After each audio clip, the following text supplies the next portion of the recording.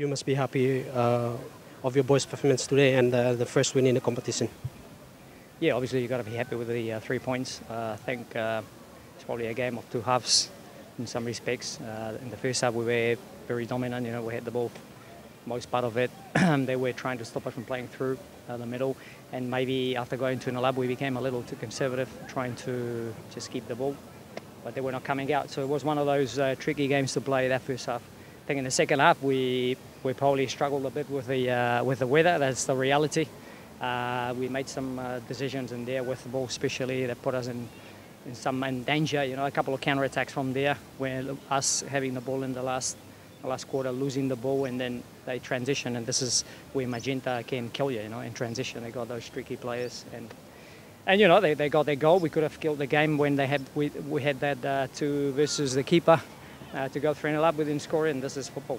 They scored a goal in the last basically minute of the 90, and then in extra time, you never know. But again, you've got to be happy with the effort. I think everyone, we knew we needed to be prepared to suffer because of the weather conditions and the skill they bring to the party, especially towards the end of the game. And again, we got the 3 points, so we've got to be happy with that. Obviously, two remaining matches in the group still yet to be played. Your thoughts on the 2 games and what your team needs to do in preparation for the second game?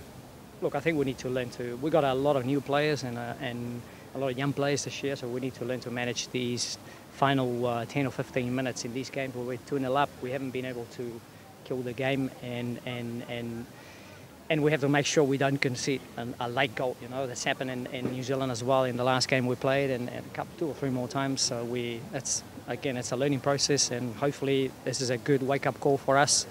You never know, especially against the skill of the teams in this competition. Solomon Warriors, even Tupapa, I don't know too much about them, but we'll have a look now. So learn the lessons and again have a look at the next game and see what we can learn from them as well. Thank you very much, Ramo. Thanks.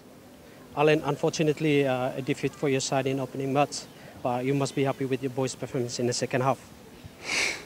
Vous savez, c'est compliqué de jouer contre Auckland. C'est une équipe, j'ai dit à mes joueurs, qui sont bien organisés, bien en place.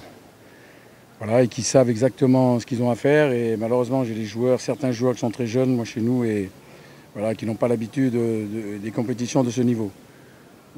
Évidemment, on a rectifié la mi-temps. En deuxième mi-temps, on a rectifié.